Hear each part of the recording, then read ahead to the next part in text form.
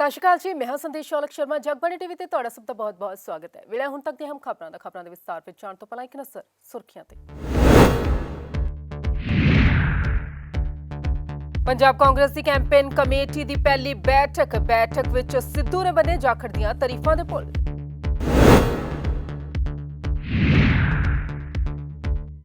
Campaign committee ਦੀ ਬੈਠਕ ਤੋਂ ਬਾਅਦ ਜਾਖੜ ਨੇ ਵੀ ਰੱਖਿਆ ਆਪਣਾ ਪੱਖ।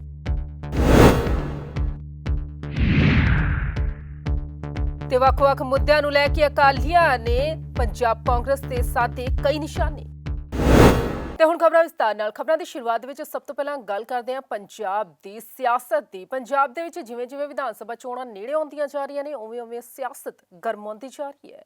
ਆਰੋਪਾਂ ਦਾ ਦੌਰ ਵੀ ਲਗਾਤਾਰ ਜਾਰੀ ਹੈ ਤੇ ਇਸੇ ਦੌਰਾਨ ਤਿਆਰੀਆਂ ਵੀ ਜ਼ੋਰਾਂ ਸ਼ੋਰਾਂ ਦੇ ਨਾਲ ਚੱਲ ਰਹੀਆਂ ਨੇ। ਤੁਹਾਨੂੰ ਦੱਸ ਦਈਏ ਕਿ ਪੰਜਾਬ ਕਾਂਗਰਸ ਦੀ ਕੈਂਪੇਨ ਕਮੇਟੀ ਦੀ ਪਹਿਲੀ ਬੈਠਕ ਸੱਦੀ ਗਈ।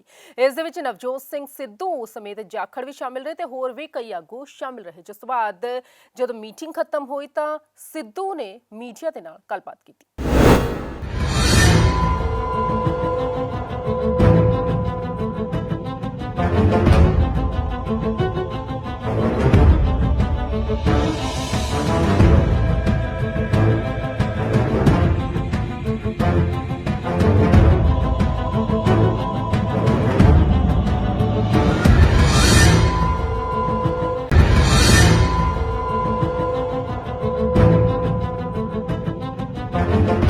देखिए, वक्त के साथ साथ कुछ चीज़ों की अहमियत बढ़ जाती है। अहमियत कैंपेन कमेटी की इलेक्शन नज़दीक आने से और भी बढ़ जाती है। तो ये बहुत इम्पॉर्टेंट मीटिंग है। ख़ास तौर पे इसमें जाखड़ साहब की शमूलियत हुई है। संगठित हुई शक्ति जीत का कारण बनती है, विभाजित हुई शक्ति पतन का कारण बनती है। मेरे फादर साहब की जब बुक रिलीज़ हुई थी तो बलराम जाखड़ साहब ने की थी, तो उनकी एक पुरानी विरासत है, एक लेगेसी है। सयाने आदमी, गहरे हैं, इसलिए उनकी जो शमूलियत कैंपेन कमेटी द्वारा कांग्रेस के फोरफ्रंट में हुई है, मैं इसका स्वागत करता हूँ। ख़ास तौर पे राहुल जी और प्रियंका जी और कांग्रेस प्रेसिडेंट जब बाजवा साहब, प्रताप बाजवा जी और जाखड़ साहब को लेके आए हैं, तो कांग्रेस इससे मजबूत हुई है। जिस तरह से 2-3 नदियों का संगम होता है तो बहाव मुझे लगता है 3 गुना तगड़ा हो जाता है। तो सिद्धू साहब, अगर बात करें, कल देखा है कि टीचर्स पे दोबारा से लाठीचार्ज होता है संगरूर में। सीएम साहब के वहाँ पे उनको बोलने नहीं दिया जाता, उनकी आवाज़ मजल की जाती है। आप तो हमेशा बोलते रहते हैं, आप तो हमेशा लोगों की आवाज़ उठाते हैं, तो आपको क्या लगता है कि ऐसे गैगिंग करनी जो अनएम्प्लॉयड टीचर्स है, is it genuine for CM के लिए, जो सीएम कहता है कि मैं देखिए, इस चीज़ की अहमियत आज नहीं है। मैं इसका जवाब दे चुका हूँ दोस्त।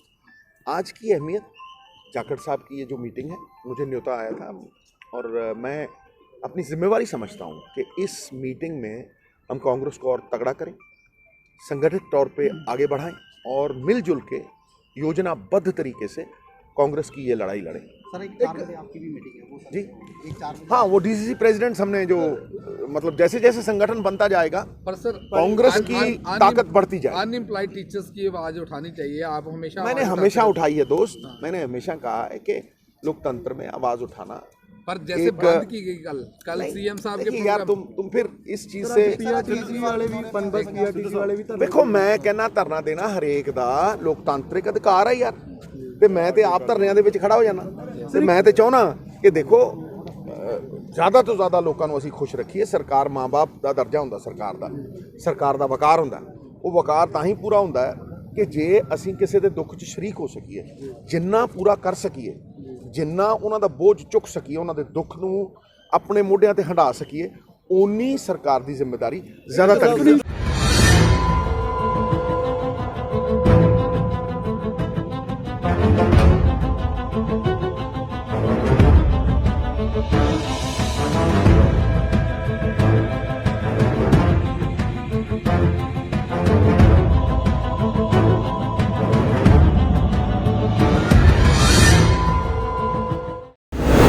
ਜਿੱਥੇ ਇੱਕ ਪਾਸੇ ਨਵਜੋਤ ਸਿੰਘ ਸਿੱਧੂ ਨੇ ਕੈਂਪੇਨ ਕਮੇਟੀ ਦੀ ਬੈਠਕ ਤੋਂ ਬਾਅਦ ਕੁਝ ਗੱਲਾਂ ਪੱਤਰਕਾਰਾਂ ਦੇ ਨਾਲ ਸਾਂਝੀਆਂ ਕੀਤੀਆਂ ਤਾਂ ਉੱਥੇ ਦੂਜੇ ਪਾਸੇ ਜਾਖੜ ਵੀ ਆਪਣਾ ਪੱਖ ਰੱਖਦੇ ਹੋਏ ਨਜ਼ਰ ਆਏ। ਤਰੀਕੇ ਨਾਲ ਮੀਟਿੰਗ ਹੋਈ ਹੈ। ਅੱਗੇ ਕੰਪੇਨ ਦੀ ਰਣਨੀਤੀ ਬਣਾਉਣ ਵਾਸਤੇ ਕਈ ਮੀਟਿੰਗਸ ਹੋਣਗੀਆਂ। ਸਾਰੇ KCC ਜਿਹੜਾ ਸੀਗਾ ਸਾਰੇ ਕਿਸਾਨਾਂ ਨੇ ਇੰਨੀ ਵੱਡੀ ਜਿੱਤ ਪ੍ਰਾਪਤ ਕੀਤੀ ਹੈ ਕਿਸਾਨਾਂ ਦੇ ਸੰਘਰਸ਼ ਨੂੰ, ਕਿਉਂਕਿ ਇੱਕ ਹੰਕਾਰੀ ਸਰਕਾਰ ਨੂੰ ਝੁਕਣਾ ਪਿਆ ਹੈ। ਉਸ ਮਸਲੇ ਨੂੰ ਲੈ ਕੇ ਸਾਰਿਆਂ ਨੂੰ ਉਹਦਾ ਸ਼ੁਕਰੀਆ ਉਹਨਾਂ ਨੂੰ ਵਧਾਈ ਦੇਣੀ ਜਾਵੇ ਪਲੈਨਿੰਗ ਕੀਤੀ। ਉਹਦੇ ਨਾਲ ਹੀ ਜਿਹੜੇ ਸਾਡੇ ਕਾਂਗਰਸ ਦੇ 3 MP ਸਾਹਿਬਾਨ ਨੇ ਕਿਸਾਨ ਦੇ ਕਰੀਬ ਜੰਤਰ ਮੰਤਰ ਤੇ ਧਰਨਾ ਦੇ ਕੇ ਬੈਠੇ ਸੀਗੇ, ਉਹਨਾਂ ਦਾ ਵੀ ਇੱਕ ਢੁਕਵਾਂ ਸਵਾਗਤ ਕਰਨ ਦਾ ਪ੍ਰੋਗਰਾਮ ਉਹਨਾਂ ਦੀ ਕਨਵੀਨੀਅੰਸ ਦੇਖ ਕੇ, ਕਿਉਂਕਿ ਸੈਸ਼ਨ ਚੱਲ ਰਿਹਾ ਉੱਥੇ ਲੋਕ ਸਭਾ ਦਾ ਰਾਜ ਸਭਾ ਦਾ, ਉਹ ਦੇਖ ਕੇ ਉਹਨਾਂ ਦਾ ਕਰਨ ਦਾ ਪ੍ਰੋਗਰਾਮ। ਤੁਹਾਡੀ ਤੇ ਸਿੱਧੂ ਸਾਹਿਬ ਦੀ ਇੱਕ ਪਰਸਨਲ ਬੈਠਕ ਵੀ ਹੋਈ ਹੈ, ਉਹਦੇ ਵਿੱਚ ਕੀ ਕੁਝ ਸਾਡੇ ਡਿਸਕਸ਼ਨ? ਸਾਰਿਆਂ ਦੀ ਪਰਸਨਲ ਬੈਠਕ ਹੋਈ ਹੈ, ਅੰਦਰ ਵੀ ਸਾਰਿਆਂ ਦੀ ਹੋਈ, ਸਾਰੀ ਪਰਸਨਲ ਬੈਠਕ ਉਹਦੇ ਅੱਗੇ ਮੀਟਿੰਗ ਚੱਲਣਗੀਆਂ। ਪ੍ਰਚਾਰ ਕਦ ਤੋਂ ਸ਼ੁਰੂ ਕਰ ਹੋ ਜਾਊਗਾ ਪੰਜਾਬ? ਪ੍ਰਚਾਰ ਤਾਂ ਚਾਲੂ ਹੈ ਜੀ, ਪ੍ਰਚਾਰ ਤਾਂ ਚੱਲ ਹੀ ਰਿਹਾ, ਬਟ ਸਿਸਟਮੈਟਿਕ ਵੇ ਨੂੰ ਉਸ ਨੂੰ ਕਿਸ ਤਰ੍ਹਾਂ ਅੱਗੇ ਵਧਾਇਆ ਜਾਵੇ ਉਸ ਨੂੰ ਲੈ ਕੇ ਸਾਡਾ ਪ੍ਰਚਾਰ ਤੇ ਮੁੱਖ ਚਿਹਰਾ ਕੌਣ ਹੋਊਗਾ? ਸਾਰੀਆਂ ਗੱਲਾਂ ਦਾ ਫੈਸਲਾ ਕਰਕੇ ਕੀਤਾ ਜਾਊਗਾ ਜੀ। ਮੁੱਖ ਪ੍ਰਚਾਰ ਦਾ ਜਿਹੜਾ ਚਿਹਰਾ ਹੈ ਦੈਟ ਇਜ਼ ਡਿਸਾਈਡਡ, ਉਹ ਤਾਂ ਕਾਂਗਰਸ ਹਾਈ ਕਮਾਂਡ ਦੇ ਕਾਂਗਰਸ ਦੇ ਰਹਿਨੁਮਾਈ ਦੇ ਅੰਦਰ ਇਲੈਕਸ਼ਨ ਲੜਿਆ ਜਾਊਗਾ। ਬਾਕੀ ਜਿਹੜੇ ਨੋਰਮਲ ਪ੍ਰੋਸੈਸ ਹੈ ਉਹ ਸਾਰੇ ਡਿਸਕਸ ਕਰਕੇ ਤੁਹਾਨੂੰ ਆਮ ਤੌਰ ਤੇ ਆਵਾਜ਼ ਚ ਗੜਕ ਹੁੰਦੀ ਹੈ, ਉਹ ਅੱਜ ਨਜ਼ਰ ਨਹੀਂ ਆ ਰਹੀ। ਤੁਹਾਨੂੰ ਮੇਰੀ ਆਵਾਜ਼ 'ਚ ਫਰਕ ਲੱਗਣ ਲੱਗ ਜਾਂਦਾ ਹੈ। ਆਵਾਜ਼ 'ਚ ਫਰਕ ਹੋ ਸਕਦਾ, ਮੇਰੀ ਨੀਂਦ 'ਚ फर्क है। मेरी मतभेद जो चल रहे थे सिद्धू साहब के साथ, मेरे पार्टी के साथ कभी कोई मतभेद नहीं रहता। मैं पार्टी के साथ बंधा हुआ हूँ, किसी व्यक्ति विशेष के साथ नहीं बंधा। ਇੱਕ ਪਾਸੇ ਪੰਜਾਬ ਕਾਂਗਰਸ ਵੱਲੋਂ ਕੈਂਪੇਨ ਕਮੇਟੀ ਦੀ ਬੈਠਕ ਸੱਦੀ ਗਈ ਤੇ ਵੱਖ-ਵੱਖ ਪਹਿਲੂਆਂ ਤੇ ਚਰਚਾ ਵੀ ਹੋਈ ਤਾਂ ਦੂਜੇ ਪਾਸੇ ਅਕਾਲੀਆਂ ਨੇ ਪੰਜਾਬ ਕਾਂਗਰਸ ਤੇ ਕਈ ਤਰ੍ਹਾਂ ਦੇ ਨਿਸ਼ਾਨੇ ਸਾਧੇ। ਸੀ ਦੇ ਨਾਲ ਕੋਈ ਵੀ ਪੋਲੀਟੀਕਲ ਬੌਸ ਦਾ ਤਲਕ ਨਹੀਂ ਹੋਊਗਾ। ਈਵਨ ਉਹਨਾਂ ਨੇ ਕਿਹਾ ਕਿ ਡਿਪਾਰਟਮੈਂਟਲ ਬੌਸਸ ਦਾ ਵੀ ਉਹਦੇ ਨਾਲ ਕੋਈ ਤਲਕ ਨਹੀਂ ਹੋਊਗਾ, ਕਿਉਂਕਿ ਇਨਵੈਸਟੀਗੇਸ਼ਨ ਫ੍ਰੀ ਐਂਡ ਫੇਅਰ ਤਾਂ ਹੀ ਹੋ ਸਕਦੀ ਹੈ ਕਿ ਜਿਹੜਾ ਬੰਦਾ ਇਨਵੈਸਟੀਗੇਟ ਕਰ ਰਿਹਾ ਉਹਨੂੰ ਦੱਸਿਆ ਜਾਵੇ। ਹੁਣ ਮੇਰਾ ਸਵਾਲ ਹੈ, ਕਿਉਂਕਿ ਕਿਤੇ ਦਾ ਮੈਂ ਵਕੀਲ ਵੀ ਹਾਂ, ਕਿ ਇਹ ਚੰਨੀ ਸਾਹਿਬ ਤੇ ਸੁਖਜਿੰਦਰ ਸਿੰਘ ਰੰਧਾਵਾ ਸਾਹਿਬ ਇਹ ਦੱਸਣ ਕਿ ਕਿਹੜਾ ਕੇਸ ਇਨਵੈਸਟੀਗੇਟ ਹੋ ਰਿਹਾ। ਆਫਟਰ ਆਲ ਕੰਪਲੇਂਟ ਤਾਂ ਦੱਸਣ ਨਾ ਕਿ ਕਿਹੜੀ ਕੰਪਲੇਂਟ ਇਨਵੈਸਟੀਗੇਟ ਕਰਕੇ ਇਹ ਸਰਦਾਰ ਬਿਕਰਮ ਸਿੰਘ ਮਜੀਠੀਆ ਨੂੰ ਘੇਰਨ ਦੀ ਕੋਸ਼ਿਸ਼ ਕਰ ਰਹੇ ਹੈ। ਐਂਡ ਇਹਨਾਂ ਦੇ ਐਕਸਪੋਜ਼ ਕਿੰਨੀ ਬੁਰੀ ਤਰ੍ਹਾਂ ਹੋਏ ਹੈ ਕਿ ਸਰਦਾਰ ਸੁਖਬੀਰ ਸਿੰਘ ਬਾਦਲ ਨੂੰ ਜਦ ਉਹ ਬੇਦਬੀ ਵਾਲੇ ਕੇਸ ਵਿੱਚ ਅੜਾ ਰਹੇ ਸੀ, ਬੇਦਬੀ ਦੇ ਕਿਸ ਪਾਰਟ ਦੇ ਕੰਟਰੀਬਿਊਟ ਕਰ ਰਹੇ, ਉਹਨਾਂ ਨੂੰ ਐਟਰੀਬਿਊਟ ਕਰ ਰਹੇ ਸੀਗੇ। ਦੇਖੋ, ਬੜਾ ਲਾਅ ਦਾ ਬੜਾ ਸਿਸਟਮ ਕਲੀਅਰ ਹੈ। ਕੋਈ ਕੰਪਲੇਂਟ ਹੋਵੇ ਜਾਂ NDPS 'ਚ ਕੋਈ ਰਿਕਵਰੀ ਹੋਵੇ, ਹੁਣ ਜੇ ਇਹਨਾਂ ਵਾਲਾ ਹੀ ਪ੍ਰਿੰਸੀਪਲ ਮੰਨ ਲਿਆ ਜਾਵੇ ਜੋ ਇਹ ਕੈਰੀ ਕਰਨਾ ਚਾਹੁੰਦੇ ਨੇ ਕਿ ਜੇ ਭੋਲੇ ਨੇ ਬਿਆਨ ਤੁਰੇ ਜਾਂਦੇ ਨੇ ਕਹਿਤਾ ਸੀ, ਠੀਕ ਹੈ ਨਾ, ਉਹਨੂੰ ਇਨਵੈਸਟੀਗੇਟ ਕਰਨਾ ਚਾਹੁੰਦੇ ਆ ਨਾ, ਹੋਰ ਤਾਂ ਇਹਨਾਂ ਕੋਲ ਹੈ ਨਹੀਂ ਕੁਛ। ਉਹ ਤਾਂ ਕੇਸ ਦੀ ਟ੍ਰਾਇਲ ਵੀ ਹੋ ਚੁੱਕੀ, ਉਹ ਸਥਾਨਾ ਸਾਹਿਬ ਨੇ ਰਿਪੋਰਟ 'ਚ ਵੀ ਲਿਖਤਾ, ਕਨਵਿਕਸ਼ਨ ਵੀ ਹੋ ਗਈ, ਕੇਸ ਕਲੋਜ਼ ਆ। ਜਿਹੜਾ ਕੇਸ ਡਿਸਾਈਡ ਹੋ ਚੁੱਕਾ ਉਹਦੇ 'ਚ ਇਨਵੈਸਟੀਗੇਸ਼ਨ ਜਾਂ ਰੀ ਇਨਵੈਸਟੀਗੇਸ਼ਨ ਕੋਈ ਹੋ ਨਹੀਂ ਸਕਦੀ unless during the course of arguments in appeal court comes to this conclusion ਕਿ ਇਹ ਜਿਹੜੀਆਂ ਇਨਵੈਸਟੀਗੇਸ਼ਨ ਸੀ ਓਨੈਸਟ ਨਹੀਂ, ਇਹਦੇ 'ਚ ਫਰਦਰ ਇਨਵੈਸਟੀਗੇਸ਼ਨ ਹੋਣੀ ਚਾਹੀਦੀ ਹੈ, ਉਦੋਂ ਬਿਨਾਂ ਉਹਦੇ 'ਚ ਇਨਵੈਸਟੀਗੇਸ਼ਨ ਹੋ ਸਕਦੀ ਹੈ। ਕਿਵੇਂ ਕਰ ਰਹੇ ਨੇ? ਜਿਹੜੀ ਪ੍ਰੈਸ ਕਾਨਫਰੰਸ ਆ ਕੋਈ ਜ਼ਬਾਨੀ ਨਹੀਂ, ਮਤਲਬ ਕਿਸ ਤਰ੍ਹਾਂ ਪੰਜਾਬ ਨੂੰ ਲੁੱਟਿਆ ਜਾ ਰਿਹਾ ਔਰ ਐਡੀ ਬੇਸ਼ਰਮੀ ਨਾਲ ਲੁੱਟਿਆ ਜਾ ਰਿਹਾ ਵੀ ਜਿਹੜੇ ਐਗਰੀਮੈਂਟ ਆ ਨਾ ਸਾਈਨ ਕਰਕੇ ਜਿਹੜੀ ਕਰਪਸ਼ਨ ਉਹ ਕਰੀ ਜਾ ਰਹੀ। ਕੁਛ ਵੀ ਇੱਕ ਚੀਜ਼ ਵੀ ਮੈਂ ਜ਼ਬਾਨੀ ਨਹੀਂ ਬਲਕਿ ਸਰਕਾਰ ਦੇ ਸਾਈਨਡ ਡਾਕੂਮੈਂਟ ਦੇ ਬੇਸ ਤੇ ਅੱਜ ਜਿਹੜੀ ਆ ਇਹ ਪ੍ਰੈਸ ਕਾਨਫਰੰਸ ਜਿਹੜੀ ਉਹ ਰੱਖੀ ਗਈ ਹੈ। ਤੁਸੀਂ ਦੇਖੋ ਵੀ ਪਿਛਲੇ ਦਿਨਾਂ 'ਚ ਬੜਾ ਕੁਝ ਰੌਲਾ ਪਾਇਆ ਜਾ ਰਿਹਾ ਵੀ ਮੈਂ ਬਰਸੀਨ ਵੱਢਦਾ ਤਾਂ ਮੈਂ ਗੁੜ ਵੀ ਪਕਾ ਲੈਂਦਾ ਤਾਂ ਮੰਜੇ ਵੀ ਬੁਣ ਲੈਂਦਾ ਤਾਂ ਫਲਾਣੀਆਂ ਧਮਕਾਣੀਆਂ ਰੋਜ਼ ਗੱਲਾਂ ਬਾਤਾਂ ਜਿਹੜੀਆਂ ਹੁੰਦੀਆਂ। ਜਿਹੜੇ ਬੰਦੇ ਪਿੰਡਾਂ 'ਚ ਪੈਦਾ ਹੋਏ ਨਾ ਉਹ ਤਕਰੀਬਨ ਸਾਰੇ ਇਹ ਛੋਟੇ ਮੋਟੇ ਕੰਮ ਬਚਪਨ 'ਚ ਕਰਦੇ ਰਹੇ। ਇਹਨਾਂ ਨੂੰ ਅੱਜ ਜਿਹੜੀਆਂ ਬਾਰ-ਬਾਰ ਇਹ ਚੀਜ਼ਾਂ ਰਿਪੀਟ ਹੋ ਰਹੀਆਂ ਵੀ ਮਸਲੇ ਹੱਲ ਕਰਦਾ, ਜੇ ਕਿਤੇ ਮੁਲਾਜ਼ਮਾਂ ਦੇ ਤੁਹਾਨੂੰ ਪਤਾ ਹੀ ਆ ਕਿਸ ਤਰ੍ਹਾਂ ਕੁੱਟ-ਕੁੱਟ ਕੇ ਮਸਲੇ ਹੱਲ ਕਰੇ ਜਾ ਰਹੇ ਆ। ਮਕਸਦ ਇਹ ਆ ਵੀ ਲੋਕ ਆ ਬਰਸੀਨ ਵੱਢਣ, ਆ ਗੁੜ ਵਾਲੇ ਇਹਨਾਂ ਚੀਜ਼ਾਂ 'ਚ ਉਲਝ ਕੇ ਰਹਿ ਜਾਣ ਤੇ ਆਪਾਂ ਪੰਜਾਬ ਨੂੰ ਲੁੱਟ ਲਈ ਆ। 5 ਸਾਲਾਂ 'ਚ ਬੁਰੀ ਤਰ੍ਹਾਂ ਕਾਂਗਰਸ ਨੇ ਪੰਜਾਬ ਨੂੰ ਜਿਹੜਾ ਲੁੱਟਿਆ। ਅੱਜ ਵੀ ਤੁਸੀਂ ਦੇਖੋ ਇਹਨਾਂ ਨੇ ਕਿਹਾ ਵੀ ਬਿੱਲ 3 ਰੁਪਏ ਯੂਨਿਟ ਸਸਤੇ ਕਰਾਂਗੇ ਤੇ ਪਿਛਲੇ ਮਹੀਨੇ ਬਿੱਲ ਦੁੱਗਣੇ ਬਿਜਲੀ ਦੇ ਜਿਹੜੇ ਆਏ ਆ ਪਿੰਡਾਂ 'ਚ। ਅਗਲੇ ਮਹੀਨੇ ਵੈਸੇ ਹੀ ਏਸੀ ਬੰਦ ਹੋ ਗਏ, 8-8 ਘੰਟੇ ਦੇ ਇਹਨਾਂ ਨੇ ਕੱਟ ਲਾ ਦੇ, 1.5 ਮਹੀਨੇ ਦਾ ਬਿੱਲ ਆਉਣਾ ਥੋੜਾ ਜਿਹਾ ਘੱਟ ਆ ਜਾਣਾ, ਕਹਿ ਦੇਣਾ ਵੀ ਅਸੀਂ ਜੀ ਸਸਤਾ ਕਰਦੇ। ਜਦ ਕਿ ਤੁਸੀਂ ਦੇਖੋ 7000 ਕਰੋੜ ਰੁਪਈਆ ਬਿਜਲੀ ਬੋਰਡ ਦਾ ਸਰਕਾਰ ਨੇ ਦੇਣਾ ਆ, 3000 ਕਰੋੜ ਇਹ ਹੋ ਗਿਆ। ਮਾਰਚ ਤੱਕ ਇਹਨਾਂ ਨੇ ਫੈਸਲਾ ਕਰਿਆ ਵੀ ਮਾਰਚ ਤੱਕ 3 ਰੁਪਏ ਯੂਨਿਟ ਸਸਤੇ ਕਰਾਂਗੇ, ਪਰ ਰੈਗੂਲੇਟਰੀ ਕਮਿਸ਼ਨ ਤੋਂ ਉਹਦੀ ਵੀ ਪਰਮਿਸ਼ਨ ਨਹੀਂ ਲਈ। ਫਿਰ ਬੜੇ ਬੜੇ ਹੋਰਡਿੰਗਾਂ ਸੜਕਾਂ ਤੇ ਲੱਗੇ ਹੋਈਆਂ ਵੀ ਰੇਤ ਮਾਫੀਆ ਖਤਮ। ਮੇਰੇ ਹਲਕੇ 'ਚ ਭੰਖਰਪੁਰ 'ਚ ਬੜਾ ਸਾਰਾ ਬੋਰਡ ਲੱਗਿਆ ਹੋਇਆ, ਚੰਨੀ ਜੀ ਦੀ ਫੋਟੋ ਲਾ ਕੇ ਵੀ ਰੇਤ ਮਾਫੀਆ ਖਤਮ। ਉਸ ਬੋਰਡ ਦੇ ਸਾਹਮਣੇ ਹੀ ਬਹੁਤ ਵੱਡੀ ਲਾਈਨ ਟਰੱਕਾਂ ਦੀ ਲੱਗੀ ਹੋਈ ਆ, ਰੇਤਾ ਭਰ ਭਰ ਕੇ ਜਿਹੜੇ ਜਾ ਰਹੇ ਆ ਔਰ ਜੰਗਲ ਤੋਂ ਪੱਟ ਰਹੇ ਆ, ਜਿਹੜਾ ਸਰਕਾਰੀ এনवायरमेंट ਦਾ ਜੰਗਲ ਤੇ ਭੰਖਰਪੁਰ ਦੀ ਸ਼ਾਮਲਾਟ ਤੇ ਕਕਰਾਲੀ ਦਾ ਜੰਗਲ। ਮਤਲਬ ਨਿਰਵਿਘਨ ਮੈਂ ਕਿਸੇ ਅਫਸਰ ਨੂੰ ਫੋਨ ਕਰਿਆ ਵੀ ਇਹਨਾਂ ਨੂੰ ਰੋਕੋ, ਕਾ ਚੰਨੀ ਜੀ ਦੇ ਹੁਕਮ ਆ ਵੀ ਮੇਰੇ ਕੋਲ ਤਾਂ 1.5 ਮਹੀਨਾ ਹੈਗਾ, ਇੱਧਰ ਨੂੰ ਅੱਖ ਚੱਕ ਕੇ ਵੀ ਨਹੀਂ ਦੇਖਣਾ ਹੈਗਾ, ਕਿਉਂਕਿ ਮੈਂ ਆਪਣਾ ਹਿਸਾਬ ਕਿਤਾਬ ਪੂਰਾ ਕਰਨਾ ਹੈ। ਸੋ ਮਤਲਬ ਇਹ ਲੋਕਾਂ ਨੂੰ ਭਟਕਾ ਕੇ ਆਪਣੀਆਂ ਠੱਗੀਆਂ ਜਿਹੜੀਆਂ ਇਹਨਾਂ ਨੇ ਸ਼ੁਰੂ ਕਰੀਆਂ। ਸਭ ਤੋਂ ਵੱਧ ਸ਼੍ਰੋਮਣੀ ਅਕਾਲੀ ਦਲ ਹਰ ਹਫ਼ਤੇ ਇਹਨਾਂ ਦਾ ਇੱਕ ਘਪਲਾ ਜਿਹੜਾ ਉਹ ਲੈ ਕੇ ਆਏਗਾ। उधर रोडवेज कर्मचारियों वालों लगातार प्रदर्शन किया जा रहा है ते इस प्रदर्शन के तहत उन्होंने खरड़ हाईवे नूं जाम कर दिता, जिस दे चलदियां काफ़ी दिक्कतां आम जनता नूं भी पेश आ रही ने। उन्हों का कहना है कि सरकार उन्हां दीयां मंगां नूं नज़रअंदाज कर रही है।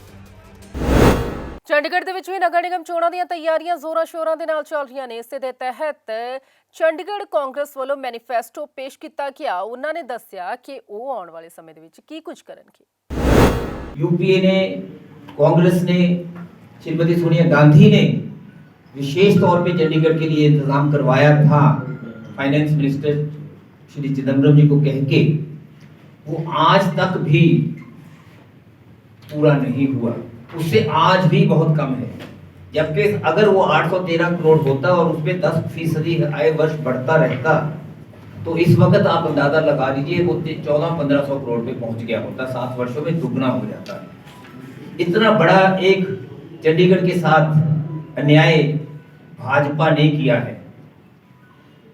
उस वक्त कॉर्पोरेशन के पास अपनी एफडी 500 करोड़ के तकरीबन थी, वो सब खत्म कर दी है और उसके बावजूद भी शहर की दुर्दशा आप सभी देखते हैं, आप सभी उसके भोगी हैं। इसलिए हमारा संकल्प यही है कि हमने वापस हर कदम उठाने हैं। यहाँ से कोई प्रयास नहीं हुआ किसी ढंग से, पार्लियामेंट को देखने चले गए, लेकिन वित्त मंत्री से जाके ये बात की, इन्होंने जोर नहीं लगाया कि वहां से पैसा लेके आते हमारे ये काउंसलर या उस वक्त के मेयर उनके साथ। कांग्रेस का संकल्प ये है कि चंडीगढ़ को, जैसे हरीश चौधरी जी ने कहा, हमने एक नंबर पे लाना है। उसके लिए सब कदम उठाएंगे, टैक्स नहीं बढ़ाएंगे। तरीके हैं आमदनी पैदा करने के, कांग्रेस ने की थी और आगे को करेगी। जो जो हमारे इसमें घोषणा पत्र में है, एक एक चीज को बिल्कुल बारीकी से देख के उसका कार्यान्वयन होगा, उसकी इम्प्लीमेंटेशन होगी, ये हम आपको वायदा देते हैं। केजरीवाल ने जितने भी वायदे दिल्ली में किए हैं, जाके देखिए वो सब बातें बिल्कुल झूठी निकल रही हैं। कुछ किसी ढंग का वहाँ नहीं हुआ। हमने जो कहा है, लोग खुशी खुशी जितना दे रहे थे उतना उनसे लेंगे और बाकी तरीके ढूंढेंगे। गूगल एक सबसे बड़ा एग्जाम्पल है और आप तो सभी प्लेटफॉर्म एग्जाम्पल हैं कि कितना रेवेन्यू आप लोगों को बिना टैक्स के लिए जा सकते हैं। आपको बात बात पे आप एडवर्टीजमेंट के तरीके बना सकते हैं, एडवर्टीजमेंट की पॉलिसीज बनाई जा सकती हैं जिससे आप रेवेन्यू अर्न कर सकते हो। कोई स्टेज वो आए, आज उनका कहना कि हम ये पानी फ्री देंगे, हम बिजली फ्री देंगे, ये झूठे वायदे कर रहे हैं। मैं ये बात एक जिम्मेदारी के साथ कह रहा हूं। वो कहते हैं और जाके देखिए वहां कितना दिल्ली देखिए 15-15 रुपए लग रहा है दूसरे लोगों को, जिनमें उन्होंने 300 का वो कह दिया। क्या लोगों के साथ दिखते हैं उसके बावजूद? क्या लोगों की दुर्दशा है? क्या झुग्गियों में लोग बैठों के क्या हालात है? क्या वहाँ सड़कों की हालात है? जो केजरीवाल जी के काम है और दूसरे लोगों को 15-15 रुपए यूनिट देना पड़ रहा है इस वक्त। देखिए, ये घोषणा पत्र हमारा ये होता है कि जब हम सत्ता में आएंगे या हमारा मेयर बनेगा तो अगले 5 साल में हमने ये क्या क्या करना है। कुछ काम बहुत जल्दी करने वाले होते हैं और कुछ टाइम बाउंड होते हैं कि उसको हर महीने का तय करेंगे, फिर हर साल तय का करेंगे। ये हमारा घोषणा पत्र होता है कि 5 साल के बाद अब फिर हम जनता के सामने जब आएँ तो ये चीज़ें हम वादा करके गए थे और इसमें कितने हमने किए हैं, कितने नहीं किए, ये हमारा घोषणा पत्र ये होता है। मुख्य बिंदु हमने इस पे ये रखे हैं कि जो भारतीय जनता पार्टी ने पिछले 2-3 साल के अंदर लोगों के ऊपर एक बहुत भारी बोझ डाल दिया है, पानी के रेट बढ़ा दिए, कोविड सेस लगा दिया, सीवरेज सेस लगा दिया, इंटरटेनमेंट सेस लगा दिया, ये सारी चीज़ों को रैशनलाइज करेंगे हम। जितना लोग टैक्स की सिस्टम होता है, जितना लोग आसानी से दे सकें, किसी की आप गर्दन पे तलवार रख के ये सरकारी सुविधाएं लेनी पड़ेगी और उस पर आप टैक्स लें, ये कांग्रेस की नीति नहीं रहेगी। हम इसमें रियायत भी देंगे और इसको अफोर्डेबल जो एक होते हैं जिसको बर्दाश्त कर सके जनता, वो रेट पे लेके आएंगे। एक तो हमने मुख्य तौर पर ये कहा है। सड़कों की हालत के बारे में हमने मुख्य जोर दिया है कि जो सड़कों की हालत इतिहास में कभी इतनी बुरी नहीं देखी गई, अब जो है तो इस पर हम प्रायोरिटी पे काम करेंगे। एक बिंदु हमने और बहुत रखा है, जितने भी हमारे म्यूनसिपल कॉरपोरेशन के कम्युनिटी सेंटर्स हैं, उनमें अगर कोई आने वाले समय में कोई भी चंडीगढ़ का नागरिक अपनी बेटी की शादी करना चाहेगा तो उसके लिए कोई बुकिंग चार्जेस नहीं लगेगा। एक हमारा अहम बिंदु है। कुछ हमने और सीनियर सिटीजन के लिए राहत रखी है कि कम्युनिटी सेंटर इस्तेमाल करने में उन्होंने अपना कोई वहाँ पे मीटिंग करनी है, कोई इंडोर गेम खेलनी है या वहाँ जाकर करना, उनके लिए कोई चार्जेस नहीं होंगे। जो आदमी समाज के जिन्होंने पूरी ज़िंदगी अपनी दे दी हो समाज के लिए और आज वो इस पड़ाव पे आ गए हैं, तो वो उनके लिए रायतें देने का हमने कुछ काम किए हैं। उसके अलावा हमने गांव के बारे में जिक्र किया है कि गांव के लिए ऐसी योजनाएं बनाएंगे जो 2 साल में इन्होंने बिना सोचे समझे उनको नगर निगम में मर्जर कर दिया उसका। वो एक तरह से स्लम एरिया बनते चले गए। अब गाँव की जगह ज़्यादा वो कॉलोनी की तरह, जो पुरानी कॉलोनी होती थी, उनकी तरह नज़र आने लगे। तो उनके लिए हमने कहा है कि एक इसके लिए समुचित फंड की व्यवस्था करेंगे, खास एक हेड बनाया जाएगा उसमें, और उसमें सिर्फ गांव के विकास के लिए ही एजेंडे लाके उनको प्राथमिकता दी जाएगी। बहुत से मुद्दे हैं। हमने सफाई कर्मचारियों के लिए बात रखी है कि अगर हम आएंगे तो जैम पोर्टल में नहीं होगा, ये शोषण नहीं होने देंगे, या जो इन्होंने हेराफेरी की है उनकी हम जांच भी कराएंगे। ऐसे कई मुद्दे हैं। किताबां ਦੇ ਜ਼ਰੀਏ ਅਸੀਂ ਬਹੁਤ ਕੁਝ ਜਾਣਦੇ ਹਾਂ ਤੇ ਕਿਤਾਬਾਂ ਦੇ ਜ਼ਰੀਏ ਕਈ ਲੋਕ ਆਪਣੀ ਜੀਵਨੀ ਤੇ ਦੂਜਿਆਂ ਦੀ ਜੀਵਨੀ ਵੀ ਸਾਂਝੀ ਕਰਦੇ ਨੇ। ਅਜੇ ਇੱਕ ਜੀਵਨੀ ਇੱਕ ਕਰਨਲ ਦੀ ਸਾਂਝੀ ਕੀਤੀ ਗਈ ਹੈ। एक नज़र मौसम वाल कर लेने, देखते हैं कि अज का तापमान किस तरह का रहा। तो अज वध तो वध तापमान 21.0 डिग्री सैल्सियस ते घट्टो घट्ट तापमान 6.2 डिग्री सैल्सियस दर्ज किया गया। तो अज इस बुलेटिन दे विच पासे नहीं, फिर होगी मुलाकात। सत श्री अकाल।